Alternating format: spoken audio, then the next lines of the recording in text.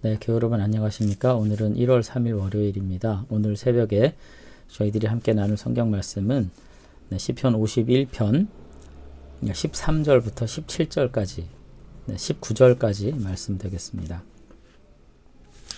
제가 13절부터 봉독해 드리겠습니다. 그리하면 내가 범죄자에게 주의 도를 가르치리니 죄인들이 주께 돌아오리이다. 하나님이여, 나의 구원의 하나님이여, 피 흘린 죄에서 나를 건지소서. 내 혀가 주의 의를 높이 노래하리이다. 주여, 내 입술을 열어주소서. 내 입이 주를 찬송하여 전파하리이다. 주께서는 제사를 기뻐하지 아니하시나니 그렇지 아니하면 내가 드렸을 것이라. 주는 번제를 기뻐하지 아니하시나이다. 하나님께서 구하시는 제사는 상한 심령이라. 하나님이여, 상하고 통회하는 마음을 주께서 멸시하지 아니하시리이다. 주의 은택으로 시온에 선을 행하시고 예루살렘의 성을 쌓으소서. 그때 주께서 의로운 제사와 번제와 온전한 번제를 기뻐하시리니 그때 그들이 숫소를 주의 제단에 드리리이다. 아멘. 네, 계속해서 이제 다윗의 시편, 제가 51절부터 이제 62절까지 대략 다윗의 일생 그리고 생애 동안에 있었던 어떤 영적인 문제들에 대한 어떤 배경을 가지고 있는 그와 같은 시편을 우리가 이제 함께 나누게 됐다. 제가 그런 말씀을 이제 드린 바가 있습니다. 그 중에서 이제 가장 상징적인 시가 바로 이제 오늘 51편인데요. 이제 밧세바와의 사건 이후에 지금 지은 어떤 통회 시로 보이는 이와 같은 시편을 우리가 이제 함께 보게 되는데, 오늘은 이제 세 번째로 이제 마지막 어떤 서원의 단계에 이르는 내용을 우리가 함께 살펴보고 있습니다. 13절에 보면은 그 세원의 구체적인 내용이 뭐냐면, 주님께서 내게 즐거움을 회복하시고 구원하시면, 용서하시면 내가 범죄자에게 주의 도를 가르치게 되겠습니다. 오늘 그렇게 지금 이야기를 하고 있다는 것이죠. 근데 이제 서원이라고 하는 것이 뭐냐 하는 것을 우리가 좀 생각할 필요가 분명히 저는 있다고 생각을 하는데, 하나님 앞에 내가 할 수 있는 어떤 대가를 지불하겠다는 어떤 약속을 하고 그에 따른 하나님께서 주시는 대가를 내가 받는 거, 우리가 이제 그런 개념으로, 말은 그렇게 하지 않지만 이제 그런 개념으로 생각할 때가 많이 있어요. 근데 여기서 시인은 하나님께서 자신을 용서하고 회복시킬 때 내가 첫 번째로 이와 같은 삶으로 내가 앞으로 결단하고 살겠습니다 라는 차원의 서원을 이제 드리는 거죠. 그러니까 하나님의 용서를 전제로 내가 무언가를 드리겠으니 나를 용서해 달라는 뜻이라기보다는, 만약 하나님께서 나를 용서하시고 회복시켜 주신다면 비록 나는 범죄한 존재지만 내가 이와 같은 삶으로 남은 삶을 보다 하나님 앞에 의미 있게 헌신하고 본이 되게 살 수 있지 않겠습니까? 그렇게 얘기한 거예요. 그러면서 뭐예요? 범죄자에게 주의 도를 가르치겠습니다. 이렇게 얘기한 거거든요. 이제 이 말을 우리가 이제 생각해 보게 될 때, 그렇죠. 아무래도 그 동병상련이다. 우리말에도 이제 그런 말이 있는데, 내가 어떤 질병을 앓았을 때, 저 같은 경우도 이제 기관지 폐계통 질환이 있지만, 이런 질병을 가지고 있기 때문에 비슷한 유사한 질병을 가진 분들에게 오히려 어떤 위로의 말씀을 드리기가 좋아요. 그리고 어떤 조언을 할 때 동진감을 가지고 전할 수 있고 설득력 있게 전할 수 있고 뭐 그런 측면이 있잖아요. 아마도 다윗은 자신이 하나님께서 정말로 용서하셔서 구원의 즐거움을 회복시켜 주신다면 자신의 삶의 모델이 비록 실패한 것이지만 이와 유사한 어떤 잘못과 범죄를 저지른 자들에게 보다 더 유익하게 쓰일 수 있는 길도 있지 않겠냐는 조심스러운 어떤 다짐, 이런 것들이 지금 여기 드러나고 있는 것 같아요. 그런 점에서 오늘 우리들도 사실 우리가 뭐 다윗보다 더 정결하다, 그런 장담을 할 수 있는 존재들은 아니죠. 살면서 우리 안에 엎질러진 물과 같이 참으로 지우기 힘든, 회복하기 힘든 죄의 문제랄지, 어떤 실패의 문제랄지, 어떤 좌절의 문제가 있을 때 하나님 앞에 간절히 기도하실 뿐만 아니라 이와 같은 어떤 선한 서원들도 여러분들이 다짐할 수 있었으면 좋겠습니다. 내 인생이 하나님 앞에 정말 보다 효력 있게 사용될 수 있을 가능성, 그리고 유사한 고민과 고통, 좌절과 실패를 이제 접한 이들에게 다시 한번 주의 도를, 하나님의 말씀을 효력 있게 전할 수 있는 그와 같은 존재로 내가 쓰임받을 수 있을 가능성에 대해 생각하면서 절망적인 상황에서 다시 한번 우리의 삶을 조금이나마 긍정으로 되돌릴 수 있는 이와 같은 믿음을 여러분들이 가지실 수 있으면 좋겠습니다. 그러면서 그와 같은 서원과 더불어서 16, 17절에 이제 경건의 문제를 하나 더 깨달은 것을 지금 이야기를 하고 있어요. 16절에 보면은 주께서는 제사를 기뻐하지 아니하시나니 이렇게 되어 있습니다.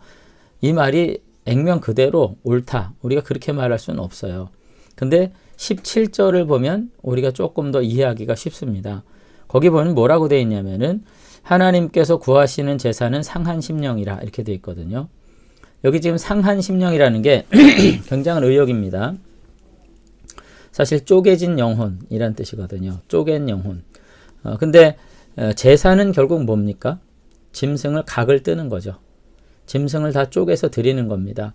그러니까 다윗은 지금 여기서 이 고난스러운 삶의 여정 가운데 정말로 하나님 앞에 내가 드려야 될 것이 무엇인지를 깨달았던 것 같아요. 그가 수많은 제사를 드림으로써 자기 정당성을 하나님 앞에서 획득했다고 생각했지만 사실은 그렇지 않다는 거죠. 정말로 하나님께서 받으신 것은 내 마음, 내 존재를 쪼개드리는 거.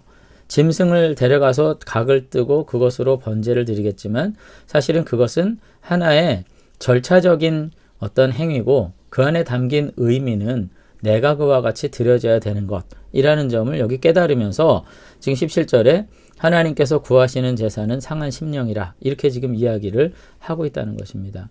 그러니까 오늘 본문 안에서 주께서 구하시는 제사는 상한 심령이라 이러면서 이와 같은 말씀들을 조금은 뭐라 그럴까요? 우리 쪽에서 의미 있게 이제 해석하는 경우가 많아요. 그래서 좌절한 심령, 낙심한 심령, 뭐 실족한 심령 이런 거 하나님께서 원하시니까 나아가자. 뭐 그 말도 틀리진 않지만 본문이 정말로 의도하는 이야기는 뭐냐?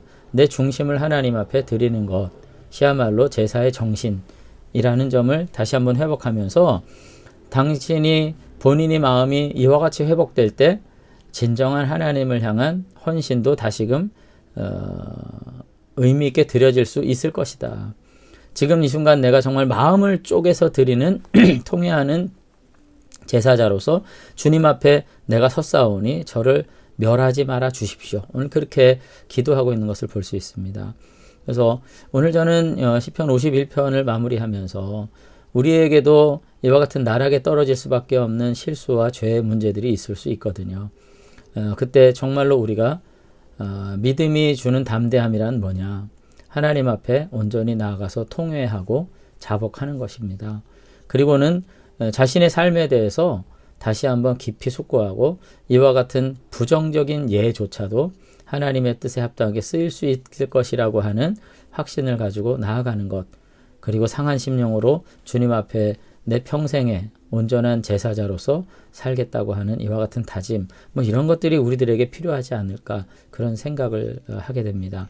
아무쪼록 다시 한번 우리가 다윗의 생애와 연관된 이와 같은 시편들을 통해 가지고 다시 한번 우리들이 우리의 실생활에서 하나님과 어떻게 교제하고 관계 맺고 살아가야 될지를 조금 더 깊이 생각해 볼 수 있는 유익을 얻었으면 좋겠습니다. 아무쪼록 새해에도 하나님과 관계하려서 우리를 하나님과 가로막게 하는 여러 가지 죄의 문제 앞에서 우리가 다시 한번 겸손하게 또 회개하고 주님의 뜻 안에 우리의 처분을 맡길 뿐 아니라 정말로 주님의 놀라운 계획 안에서 쓰임받기를 사모하는 가운데 우리의 연약함을 통해서 하나님이 역사하시도록 다시 한번 순종하고 나아갈 수 있는 저와 여러분들이 되시면 좋겠습니다. 한번 기도하겠습니다. 하나님 아버지, 오늘 51편을 통해서 정말로 너무나도 큰 죄악 가운데 신음할 수밖에 없었던 다윗이 이 시편의 마지막 순간에 하나님 앞에 어떻게 다시 한번 믿음으로 나아가고 있는지 돌아보게 하심을 감사를 드립니다. 하나님, 우리의 삶도 그저 여러 가지 부족함과 결핍, 연약함 속에 점철된 인생이지만 아버지 하나님 앞에 우리가 중심을 들이며 통회하고 나아갈 때 우리의 삶의 모습이 다시 한번 하나님의 거룩한 말씀으로 메시지로 또 하나님의 말씀을 사모하는 자들에게 중요한 교훈으로 전해질 수 있는 은혜가 있을 줄로 믿습니다. 나 하나 은혜 받고 용서받고 끝나는 것이 아니라 나의 삶을 통해서 하나님의 사랑이 전해지는 거룩한 도구로 쓰임받을 수 있도록 하나님 우리에게 은혜 주시기를 원합니다. 무엇보다도 주님께서 원하시는 제사가 무엇인지 다시 한번 생각하면서 우리 중심을 드림으로 아버지 하나님께서 받으시는 거룩한 체험 속에 다시 한번 우리의 삶을 제기로 일으켜 세울 수 있는 그런 은혜를 누리는 주의 백성들이 다 될 수 있도록 축복해 주시옵소서. 우리 교우 한 분 한 분 주님께서 기억하셔서 연약한 중에 하나님이 일으켜 세워주시는, 그리고 다시 한번 우리를 용납하고 받아주심으로 세상 앞에 든든히 서게 되는 귀한 은혜 허락해 주실 줄로 믿사옵고 예수님 이름으로 기도드리옵나이다. 아멘. 2022년도 새해가 밝았는데요. 오늘 새해 복 많이 받으시고요.